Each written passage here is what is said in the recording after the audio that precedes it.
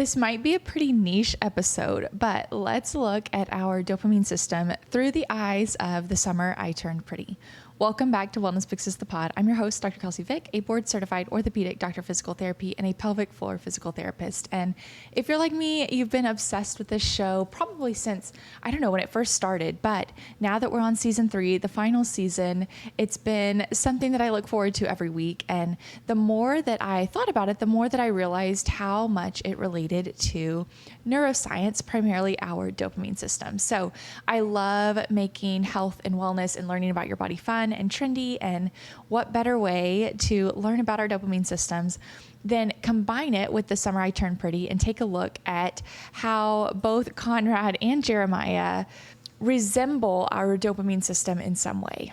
This is probably one of my favorite things to do, is relate current trends and just things that we all sort of like understand, like the summer I turned pretty. We've done a Mean Girl episode talking about how cortisol is the misunderstood mean girl. We've related the immune system to sibling dynamics. So this is something I enjoy doing to help solidify concepts in my brain by linking them to things that are enjoyable and fun and easy to remember. So that's what we're going to do today when we're talking about the dopamine system and the summer I turned pretty. So we've done a huge sort of deep dive sciencey episode that I'll link in the show notes below, probably back in, I believe it was spring of last year. We did sort of like a spring cleaning series where we talked about a dopamine detox and spring cleaning for your brain. So I'll link that episode below, but we'll cover the dopamine system from like an umbrella perspective first, and then we'll dive into the fun and relate it to the summer I turned pretty. So from a high level perspective, your dopamine system is involved in things like motivation, reward, pursuit, emotions, memory, movement. That's a big one as a physical therapist. It's also involved in hormonal signaling and basically communication. So dopamine is a key ingredient in a lot of different processes that go on within our body. But we're going to zoom in today on specifically the like motivation and reward pathway, the mesolimbic pathway that dopamine is involved in. So there are a few key components to keep in mind about the motivation and reward pathway that dopamine is involved in. The first one I like to sum up with the phrase, it's about the journey, not the destination. We find that dopamine actually peaks throughout the journey, not necessarily when we reach the goal. So a lot of the time when we are hunting after something, embarking on a journey or pursuing or yearning after something, that is when the dopamine boosts or dopamine hits can be the highest, not necessarily when we achieve a goal. And I've related this to shopping before, where if you've ever wanted a certain pair of jeans or a certain outfit or a certain bag or a certain pair of shoes, the dopamine hit or boost that you get is oftentimes higher during that yearning phase compared to when you get it. And a lot of the time, whenever you receive that item, you often have this drop in dopamine below baseline once you actually obtain the item, because your body's sort of trying to reset. You've actually been motivated to pursue the goal. Now that you have that goal, your dopamine boost or dopamine hit is not as high. So I like to sum it up with, it is not about the journey, it's about the destination. The other key part about the dopamine system to keep in mind is that we all have a baseline level of dopamine, and we can raise that baseline level and we can lower that baseline level. But in general, we're talking about this steady level of dopamine within our system. Anytime we feel extra motivated to pursue a goal or extra determined, or we're really basically motivated to go after something, that indicates that we've had an elevation in our dopamine levels above baseline. And the more motivated we are, the higher that level above baseline is. So it's really not that baseline level of dopamine that decides our motivation level, but rather that change from baseline above or below. Another important key to remember is that baseline level of dopamine, we might feel extra motivated, that dopamine might spike, but then as we reset that system, it will depress below baseline before it settles back at our normal steady level.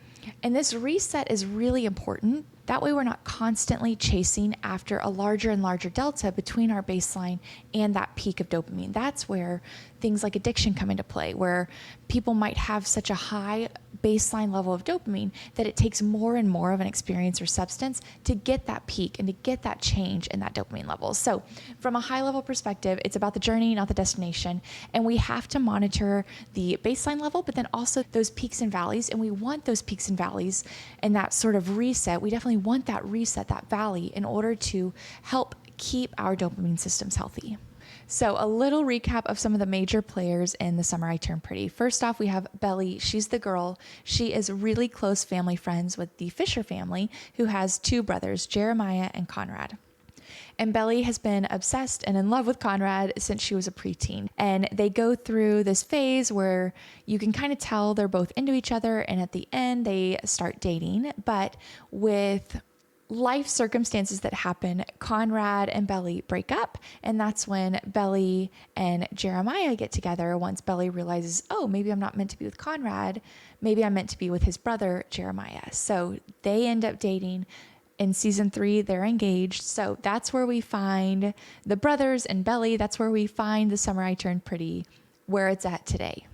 So let's talk about Conrad first. We find out in season 3, Conrad still has feelings for Belly after all of these years. He is playing the waiting game. He is purposefully removing himself from a reward, from a goal that he wants, which is Belly's happiness. So he's purposefully removing himself from that situation to encourage both of their happiness in their engagement and in their relationship. So Conrad is patient.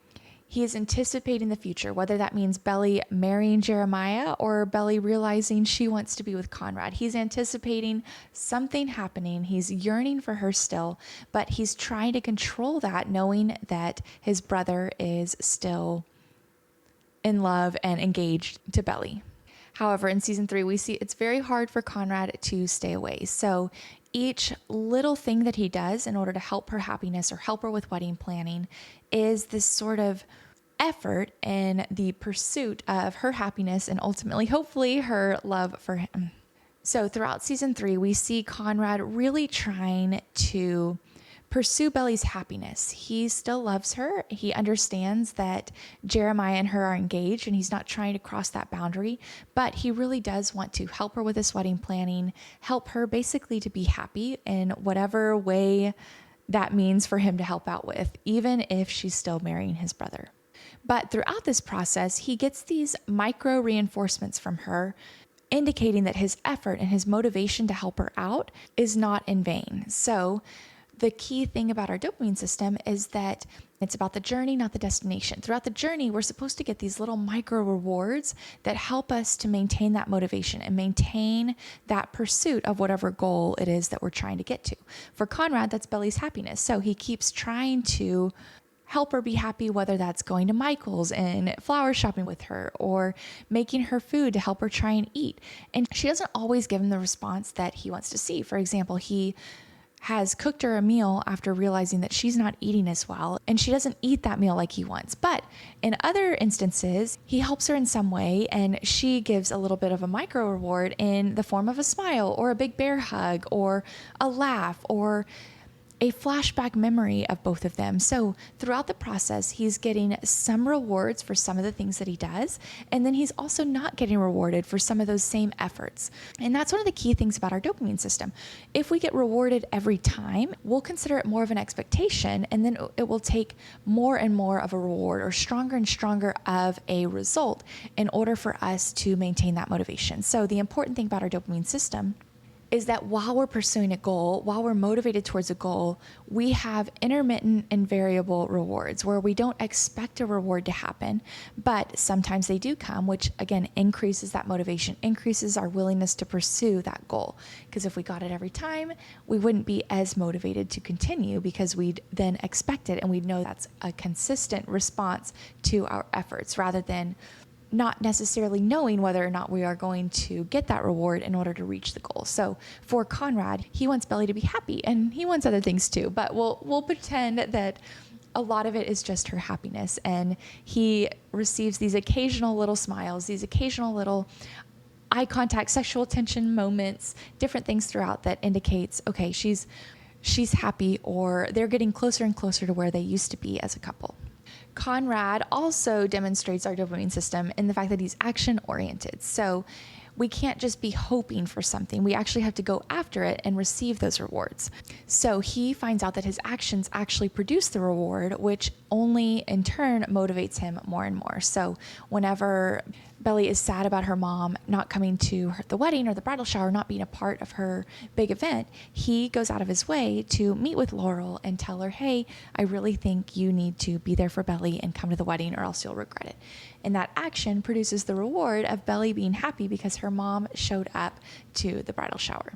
So Conrad shows our dopamine system in a lot of different ways. He gets variable, intermittent rewards. It's about the pursuit, the yearning after something that he wants, his goal. And it's also about actions, where your actions intermittently produce the rewards that you want, and that further helps you pursue that goal that you're after. Jeremiah is also an example of our dopamine systems, but primarily with his relationship with his dad. So in the same way Conrad is pursuing Belly's happiness, Jeremiah is pursuing his dad's happiness and pride and respect for Jeremiah. So throughout season 3, we see Jeremiah put in these efforts and put in these purposeful pursuits of his dad's approval. And his dad intermittently, variably gives that micro reward, but then sometimes he doesn't, which only motivates Jeremiah more and more to try and pursue that respect and pursue that pride from his father that his father has with Conrad.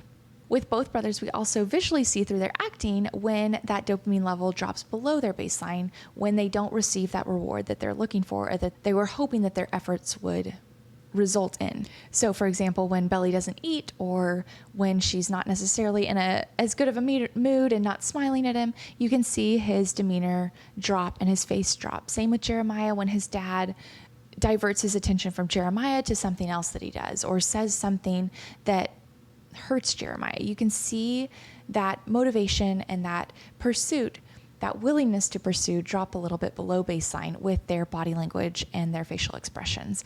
And that, again, is the reset. We need that reset in order to have this healthy dopamine system. So the key to sort of hacking your dopamine system related to the summer I turned pretty, we need variable, inconsistent, intermittent rewards. We need action, and we need that reset below baseline, knowing that it'll come back up again to that baseline level in a few minutes, 2 hours usually. If I had to give a gold medal to which brother demonstrated our dopamine system in the best way, it would of course have to be Conrad, because not only does he show us with his actions that he's pursuing this goal, he is also getting intermittent rewards from Belly and variable rewards from Belly, but he's also purposefully denying himself some of those rewards, which only helps to further our motivation and pursuit towards a goal. So in a healthy system, in a healthy dopamine system, if you're trying to sort of hack your own system, you want to make sure that when you reward yourself, it's variable and inconsistent, which is hard to do when you're conscious of the goal that you are trying to achieve and the journey that it takes to get that goal. But let's say you're trying to be more consistent with exercise. Rather than exercising every single morning in the way that you look forward to it the most, for example, if you enjoy working out with music and a friend, your favorite class, followed by your favorite iced latte after. If you combine all of those things every single day, that's not necessarily helping to build that motivation and consistency. That's actually harming your dopamine system, because you're constantly giving that stimulus that this is normal. This is my new normal. This is my new habit formation. This is what I expect to happen when I go work out. When if you really want to build that habit and have that motivation towards that goal, varying those rewards or the amount of enjoyment that you get from that activity. So maybe one day you listen without music. Maybe another day you don't invite a friend. Maybe you just do an at-home workout.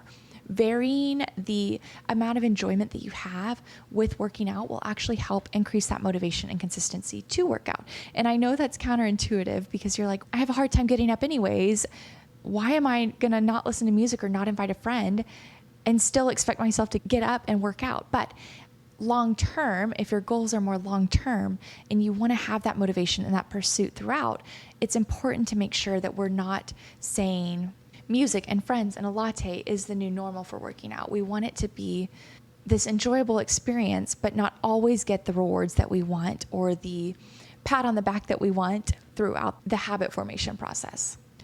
And I feel like Conrad is a great example of this, because he stays away from Belly and Jeremiah throughout. He purposefully removes himself and decreases the chance of that reward happening by physically removing himself from the situation. He also almost self-sabotages during that like Michael's scene where he's like, okay, how long is this going to be? Like he says something that he knows might hurt her a little bit in order to cancel out some of the feelings that he is arousing because of their like just super fun day and him being near her. So I feel like Conrad is probably the better example of it, but it's fun to relate both of them and just the whole show to neuroscience.